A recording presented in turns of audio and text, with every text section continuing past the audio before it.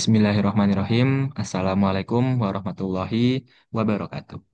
Alhamdulillahirrabbilalamin. Kita dipertemukan kembali dalam forum Bedah Kafah, sebuah forum yang kita hadirkan untuk mengupas tuntas persoalan-persoalan umat dari sudut pandang Islam secara kafah. Pada edisi kali ini yang berjudul Solusi Islam Mengatasi Persoalan Ekonomi.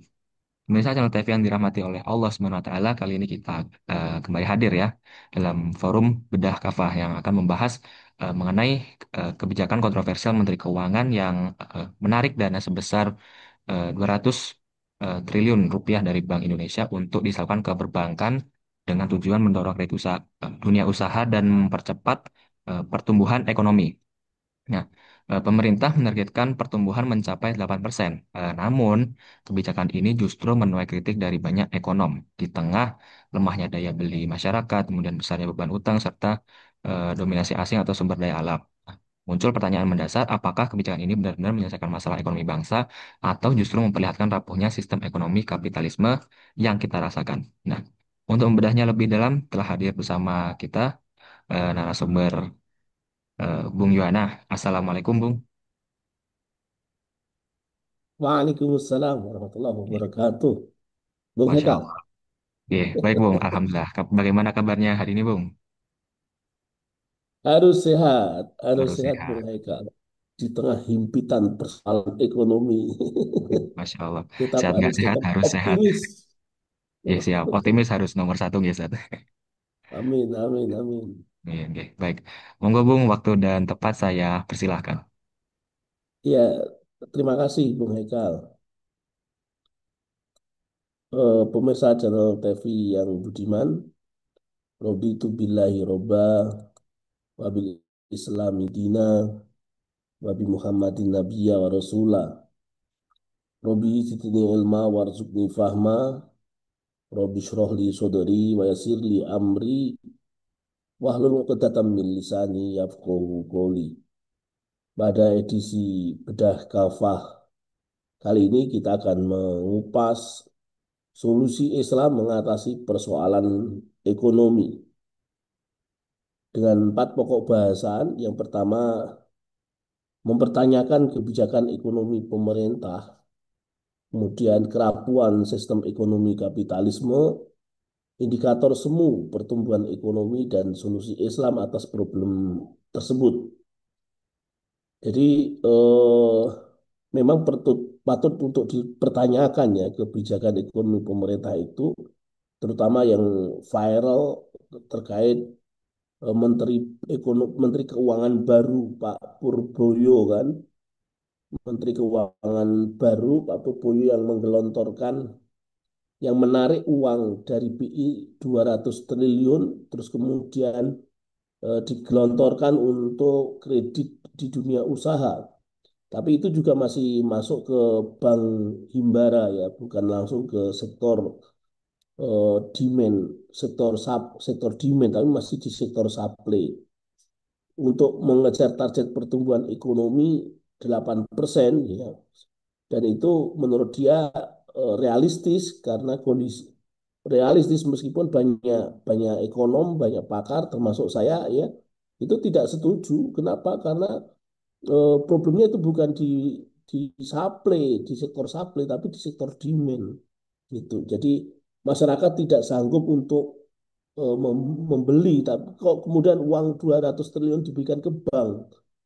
Itu kan bank itu dengan suntikan 200 triliun untuk disetorkan kepada sektor real gitu. Jadi dengan otomatis dengan pinjaman juga kan.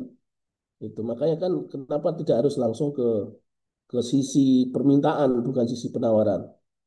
Nah, kebijakan Menteri Keuangan ini sontak ya menuai beragam pendapat dari para ekonom ya. Mereka umumnya menilai kebijakan itu tidak akan efektif ya untuk menyelesaikan permasalahan ekonomi Indonesia ini. Karena memang problemnya problem sistemik ya.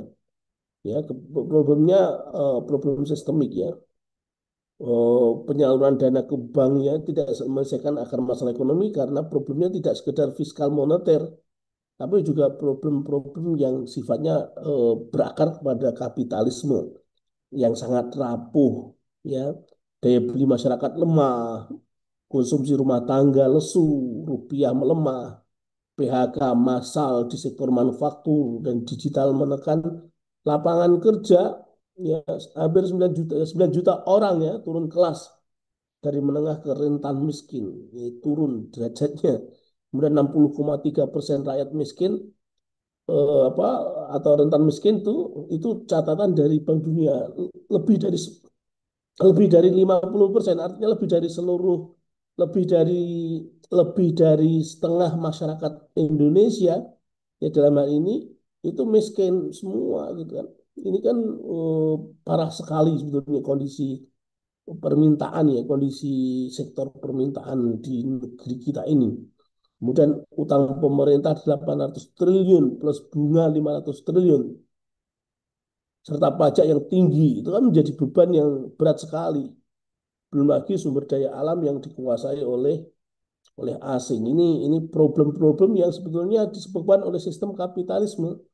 Sistem kapitalisme meniscayakan adanya kesenjangan, adanya ketimpangan antara sisi penawaran dengan sisi permintaan, antara penjual dengan pembeli, antara supply dan demand itu pasti itu karena transaksional, selalu transaksional sebetulnya bisa-bisa aja, boleh-boleh aja, asal kemudian itu tidak menjadi basis kehidupan, tidak menjadi ideologi gitu loh.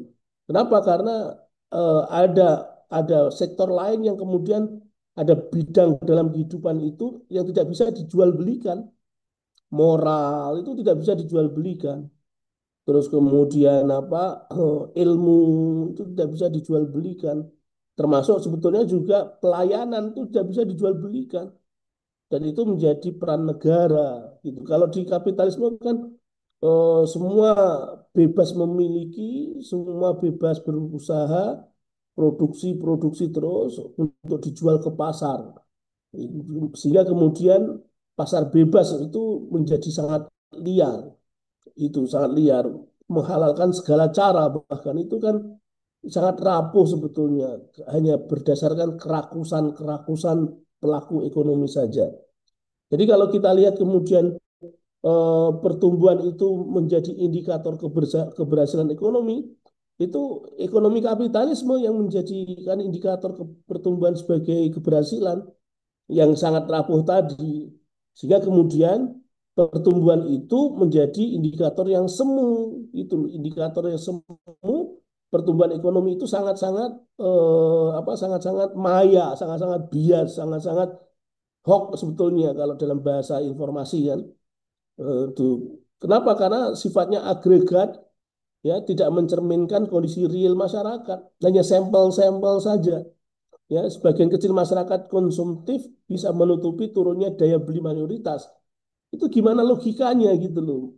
Masyarakat misalnya 1.000 masyarakat gitu sampel ya 1.000 masyarakat hanya diwakili oleh masyarakat konsumsi masyarakat hanya diwakili oleh sebagian kecil saja. Padahal menutup 1.000 orang itu problemnya kan nggak di situ. Misalnya ya contoh Bung Hekal ya 10 orang ya 10 orang butuh setiap orang butuh butuh 10 kilo beras butuh 10 kilo beras ketika kemudian setiap orang sudah mendapatkan 10 kilo beras berarti terkumpul berapa beras terkumpul 100 kilogram beras misalnya begitu terus kalau sudah ada 100 kilogram beras ya dari 10 kilogram beras menjadi 100 kilogram beras kan ada pertumbuhan itu kan itu apakah sudah selesai nggak selesai. Kenapa? Karena problemnya justru pada setelah ada 100 kilogram beras itu bagaimana beras itu sampai merata kepada masyarakat yang 10 tadi itu. Pembagiannya. Jadi problemnya pada distribusi sebetulnya bukan pada produksi. Makanya kalau kemudian pertumbuhan itu dijadikan indikator keberhasilan, itu indikator yang semu. Harusnya harusnya pemerataan, harusnya di sisi pemerataan itu. Nah, itu tadi menggunakan pertumbuhan ekonomi menyesatkan karena abai distribusi ya. Diperlukan indikator tambahan ya, tingkat kemiskinan, indeks gini, akses layanan dasar dan lain sebagainya yang tadi tetap ujung pangkalnya adalah karena sistem kapitalisme. Lalu bagaimana Islam memberikan solusi atas problem ekonomi? Dalam konteks ini Syekh Taqiyuddin An-Nabhani rahimahullah menawarkan sistem ekonomi Islam yang berbasis distribusi, bukan sekedar pertumbuhan ya. Mulai dari pembagian kepemilikan, ada kepemilikan individu, kepemilikan umum, kepemilikan negara. Nah, sumber daya alam itu merupakan kepemilikan umum yang wajib dikelola oleh negara. Sebagaimana hadis riwayat Abu Dawud, riwayat Imam Ahmad dan Ibnu Majah, al-muslimuna syurakaun fi salas, fil kala'i wal ma'i wan nar. Nah, itu termasuk juga Islam memandang kesejahteraan itu tidak diukur dari total konsumsi nasional, melainkan dari pemenuhan hak-hak dasar setiap warga negara. Satu individu lapar, maka negara wajib menunaikan menghilangkan lapar yang memberikan apa pangan pada individu tersebut dimanapun tempatnya individu itu. Nah, dengan pendekatan ini, solusi ekonomi Islam menjadi sangat relevan untuk menjawab tantangan ketimpangan dan menciptakan sistem yang lebih adil dan berkeadilan sosial. Nah, lebih dari itu, distribusi distribusi kekayaan itu juga wajib sesuai dengan prinsip-prinsip Islam ya. Dalam sistem ekonomi Islam, distribusi itu distribusi itu tidak boleh dengan riba ya, tidak boleh dengan riba, bukan sekedar efek samping dari pertumbuhan ya, tetapi tujuannya tujuan yang melekat dalam setiap kebijakan ya. Islam tegas melarang kekayaan beredar di kalangan segelintir orang saja. Kaila yakuna dulatan bainal dunia imingkum, supaya harta itu jangan hanya beredar di antara orang-orang kaya saja di antara kalian ya. Sehingga tidak boleh ada monopoli, tidak boleh ada menumpuk kekayaan, menimbun kekayaan, tidak boleh. Sebaliknya, Islam mendorong agar setiap harta diputar melalui ragam muamalah dan investasi real di sisi supply, di sisi demand itu lebih real, mendorong infak, sedekah, hibah dan wakaf serta mewajibkan zakat. Itu Islam dalam hal ini, negara Islam ya, dengan sistem ekonominya berperan untuk menjamin pemenuhan kebutuhan dasar setiap individu ya, seperti sandang, pangan, papan, pendidikan dan kesehatan.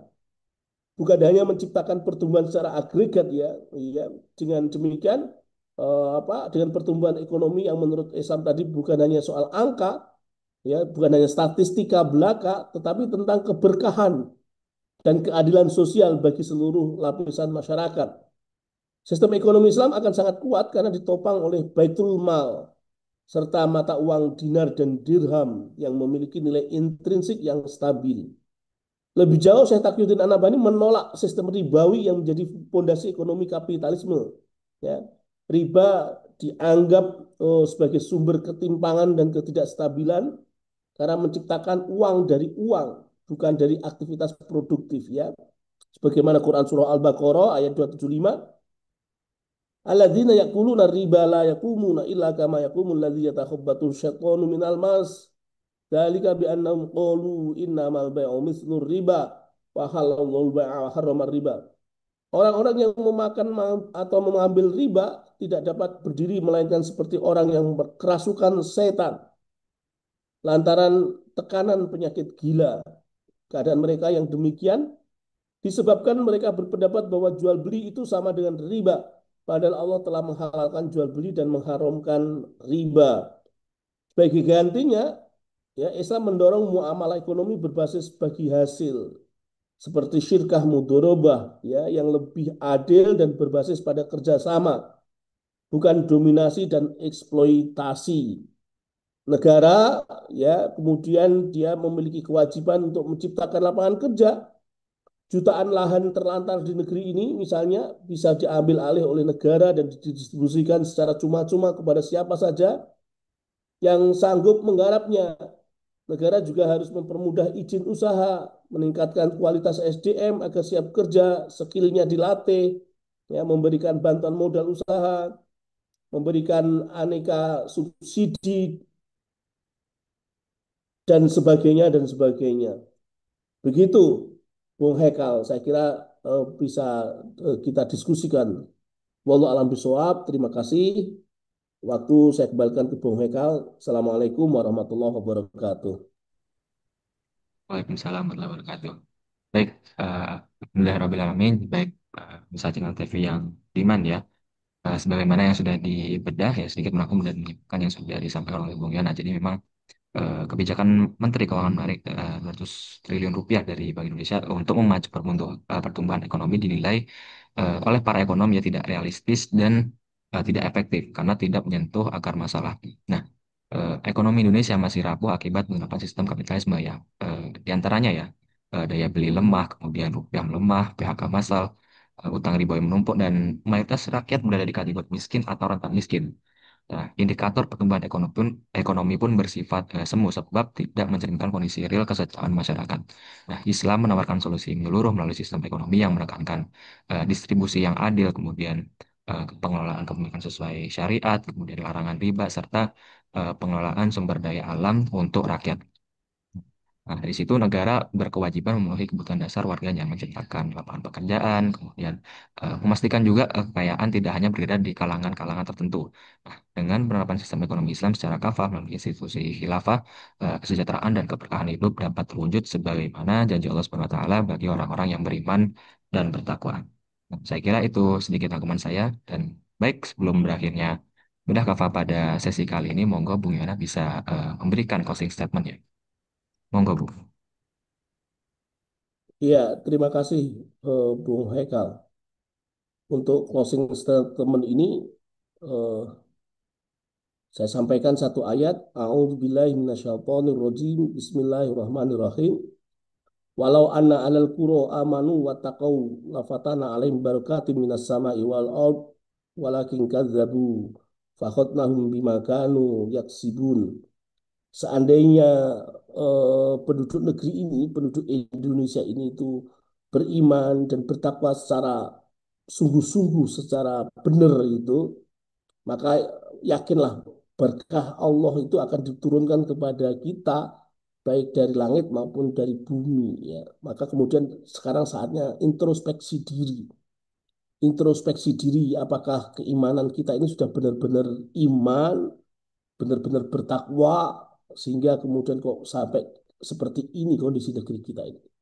Wallahu alam bisawab. Fafirru ilallah. Kembalilah kepada Allah Subhanahu wa taala. Terima kasih, Bung Haikal. Assalamualaikum warahmatullahi wabarakatuh. Waalaikumsalam warahmatullahi wabarakatuh. Alhamdulillahirrahmanirrahim. Jazakallah khair Bung Yana. Terima kasih atas ilmu dan penjelasannya yang semoga bisa membuka insight baru, bisa membuat kita bermuasa kembali dan juga bermanfaat bagi kita semua. Amin, amin, ya rabbal alamin. Bisa berkafah pada Nah, kafah yang dirahmati oleh Allah Subhanahu wa taala, cukup sekian pembahasan kabar, topik dan isu terkini ya. Jangan lupa untuk berikan like, komen, share seluas-luasnya dan subscribe agar tidak ketinggalan bedah kafah yang terbaru dari kami. Saya Muhammad Firdaus Haikal, selaku host pamit undur diri. Mohon maaf dan terima kasih.